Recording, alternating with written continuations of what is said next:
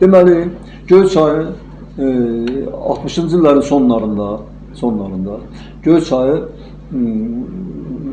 3 nömrəli məktəbin şagirdlərinin rəsm əsərləri, onların bir Süzanna adında, Süzanna Əfəndiyev adında müəllimləri var idi. Onlar yüksək səviyyədə öyrədirdi onları. Yavaş-yavaş onların əvvəlcə Yuri Gagarin adına rəssamlar pioner və məktəblər evində nümayiş olundu. Sonra Moskvada nümayiş olundu. Sonra Artekdə nümayiş olundu. Bir də eşitdik ki, bu uşaqların rəsm əsərləri New Yorkun mərkəzində Dünya Gəncləri və Sənət adlı sərgidə iştirak edir. Ora aparıblar. Orada. Təsəvvür edirsinizmi? Soyuq müharibə dövrüdür.